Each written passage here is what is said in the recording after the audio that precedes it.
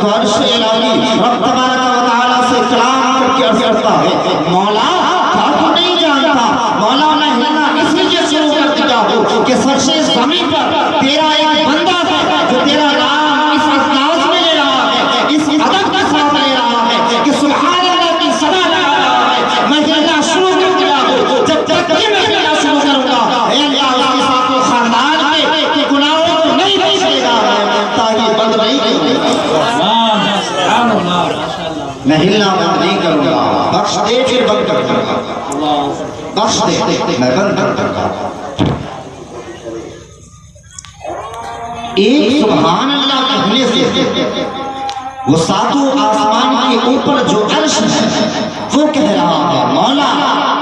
یہ تو عرش سے کیا پوچھتا ہے جو فرش زمین پر تیرا بندہ ہے اسی سے پوچھ میں کیوں ہل رہا ہوں فرش زمین پر تیرا بندہ سبحان اللہ کی ورد کر رہا ہے فرش زمین پہ کر رہا ہے عرش بڑی مچل اٹھا ایک بار سبحان اللہ کہنے سے تو پھر کیا نہیں کہیں گے اب نہیں کہیں گے سبحان اللہ اب اگر جو سمجھ میں آئے اور محبت پری اگر انداز میں دل میں کچھ جگہ اگر بنائے الفاظ تو اب سبحان اللہ کی صدا بلند کر لیں سب سے پہلا انسان حضرت آدم علیہ نبینا علیہ السلام ہم سب جانتے ہیں کم و بیش 1,24,000 انبیاء کرام تشریف لائے پیغمبر لائے ہیں ہم سب جانتے ہیں آپ نے سنا ہے ہم نے پڑھا ہے کم و بیش 1,24,000 انبیاء کرام تشریف لائے ہیں ان میں سے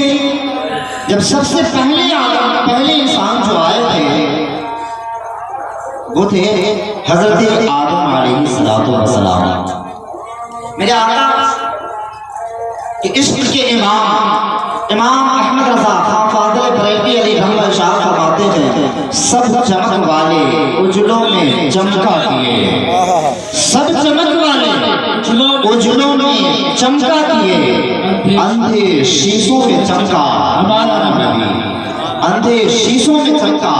ہمارا نبی اس دو شے کو میں خلاصہ کرتا ہوں سب چمک والے اجلوں میں چمکا کیے کیا مطلب سب چمک والے اجلوں میں چمکا کیے یہ کیا مطلب ہے اس کا چلے ہمارا حضرت امام احمد رضا سے پوچھ لیتے ہیں عشق کے امام احمد رضا آپ ذرا کھول کر بتا دیں اس کی حقیقت کیا ہے کس منظر کو دیکھ کر آپ نے کہا ہے کہ سب چمک والے اجلوں میں چمکا کیے تو اعلیٰ حضرت امام احمد رضا ارشاد فرماتے ہیں ایک پوچھنے والا انسان کیا نہیں جانتا سب سے پہلے انسان آدم علیہ السلام رب تبارک و تعالیٰ کا پیغمبر جب دنیا میں آئے تو رب تبارک و تعالیٰ کی وحدانیت کو پھیلانے کے لیے رب تبارک و تعالیٰ کی حقیقت کو بتانے کے لیے حضرت آدم علیہ السلام دین کی تبلیغ کرنا شروع کر دیے دین کا تبلیغ کرنا شروع کر دیے ہیں حضرت آدم علیہ السلام ابھی دین کی تبلیغ کر رہے ہیں سب سے پہلا انسان ہے کس میں تبلیغ کر رہے ہیں اپنی اولادوں میں تبلیغ کر رہے ہیں اور تبلیغ جب کر رہے ہیں حضرت آدم علیہ السلام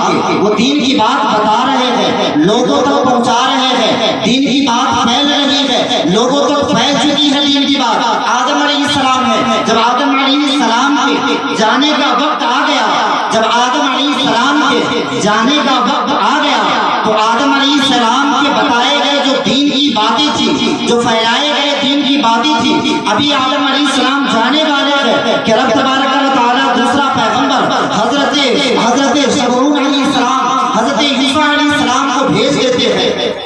اور بھیج دیجئے حضرت آدم علیہ السلام چلے گئے ان کے بیٹے حضرت عیسیٰ علیہ السلام آ گئے اپنے بیٹے سے کہہ رہے تھے بیٹا عزیز تم میرے بعد میرے جانے کے بعد تم پیغمبر بنو گے میرے جانے کے بعد جیسے میں نے دین کو پھیلایا ہے یہ تمہارے لیے ایک روشنی ہے اس بات کو غور کریں آدم علیہ السلام ارشاد فرما رہے ہیں بیٹا عزیز میں نے جو دین کو پھیلایا ہے تبلیغ کیا ہے یہ روشنی ہے تمہارے لیے اسی روشنی میں تمہیں دین کا کام کرنا ہے دین کو پھیلانا ہے جب عیسیٰ علیہ السلام کی جانے کا وقت آ گیا تو حضرت عیسیٰ علیہ السلام اپنے بیٹے سمعون علیہ السلام کو بلا رہے ہیں بیٹا سمعون میں دنیا سے جانے والا ہوں رخصت ہونے والا ہوں میرے بتائے گئے راستے کو تم پھیلاتے رہنا رب تبارک و تعالیٰ کے دین کو پھیلاتے رہنا حضرت سمعون علیہ السلام جب دنیا سے جانے کا وقت آ گیا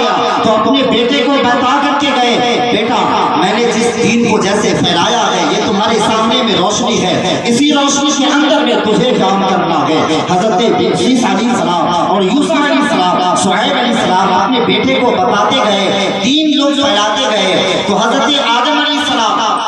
دین کو پھیلائے، جب وہ گئے تو دین جو پھیلی ہوئی تھی اسی میں ان کے بیٹا حضرت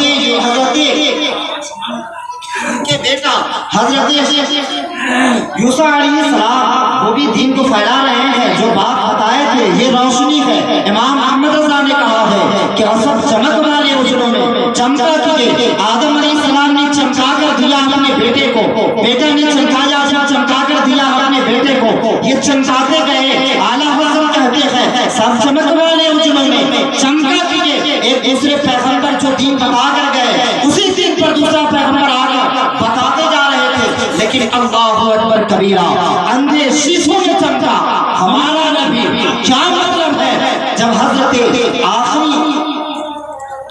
آسمان پر اٹھا لینے کے میرے آقا علیہ الصلوۃ والسلام سے پہلے آخری نبی حضرت عیسیٰ علیہ السلام، حضرت عیسیٰ علیہ السلام کے آسمان پر اٹھا لینے کے، حضرت عیسیٰ علیہ السلام کے آسمان پر اٹھا لینے کے 661 سال کے بعد، 661 سال کے بعد میرے آقا علیہ الصلوۃ والسلام جناب محمد رسول اللہ صلی اللہ علیہ وسلم تشریف لائے۔ 661 سال کے بعد حضور صلی اللہ علیہ وسلم تشریف لائے۔ عیسیٰ علیہ السلام کے آسمان پر اٹھا لینے کے بعد جب عیسیٰ علیہ السلام کو آسمان پر اٹھا لیے گئے تو اب یہاں دین پھیلانے والا کوئی نہ رہا۔ جب کوئی نہ رہا دین پھیلانے والا تو دین اس طرح سے ہو گیا کہ خانہ کعبے کے چھتوں پر،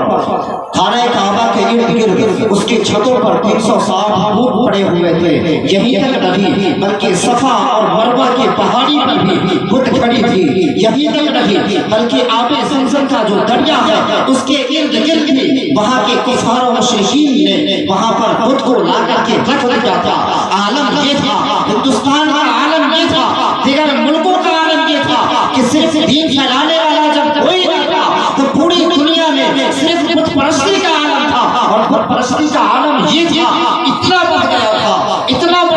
بت پرستی کا عالم کہ جب خانہ کعبہ کے وہاں کے لوگ جب بتوں کی پوجا کرنے والے، بت پرستی کرنے والے لوگ جب کہیں تجارت کرنے کے لیے جاتے تھے، جب تجارت کرنے جاتے تو وہاں پر آٹے کو بت بنا کر، آٹے کا بت بنا کر اور جھولے میں رکھ لیتے تھے، جھولا میں رکھ لیتے تھے اور رکھ کر کے سفر کرتے، کہیں دور جاتے، جنگل کا راستہ آ جاتا، بھوک و پیاس کی شدت جب تڑپاتی تو سب آپس میں مشورہ کر لیتے، چلو قافلہ والو یہیں پر آج ٹھہر جاؤ،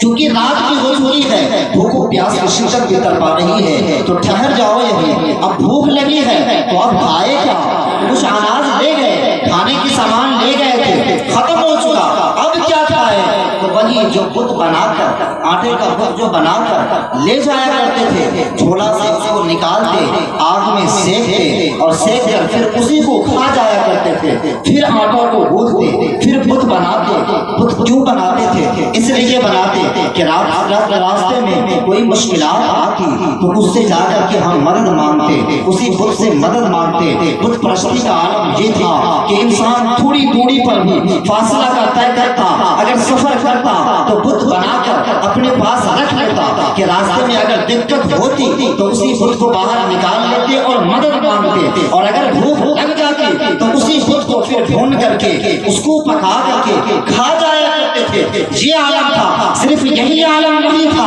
بلکہ عالم یہاں تک تھا کہ اس عرب کی سرزمین پر زندہ بیٹیوں کو دفن کر دیا جاتا تھا۔ صرف یہی نہیں تھا بلکہ اگر کسی بیوی کا شوہر انتقال کر جاتا تو اس کا بیٹا کا یہ حق آ جاتا کہ یا تو وہ اپنی ماں کی شادی کسی اور کے ساتھ کرا دے، بیٹا کا حق بن جاتا۔ اس وقت کے عالم میں عرب کی دستور بن چکا تھا کہ اپنی ماں کو یا کسی غیر کے ساتھ شادی کرا دیتا، یا تو خود اگر چاہتا تو وہ خود شادی کر لیتا، یہ حق تھا۔ لیکن اللہ اکبر کبیرہ، جب بیٹیاں زندہ دفن ہوتی تھی، بیٹیاں زندہ درگور ہوتی تھی، ایک باپ نے جب اپنی زندہ بیٹی کو دفن کرنے کے لیے جب لے گیا تھا تو بیٹی نے کہہ کر کے کہی تھی، بیٹی نے تڑپ کر کہی تھی، اے میرے بابا کیا وہ وقت یاد نہیں آتا کہ میں نے آپ کے پیر کو دبائی ہے؟ اے بابا کیا آپ کو وہ وقت نہیں یاد آتا جب آپ پسینہ میں تربتر ہوتے تھے؟ میں آپ کے لیے ایک پتی کو لا کر کے، ایک درخت کے بڑے پتے کو لا کر کے میں آپ کے چہرے پر پنکھا کھلا کرتی تھی۔ اے بابا کیا کیا زمانہ یاد نہیں آ رہا؟ اے بابا کیا کیا وقت یاد نہیں آتا؟ کیا اپنی بیٹی کو زندہ اس لیے دفن کر رہے ہیں؟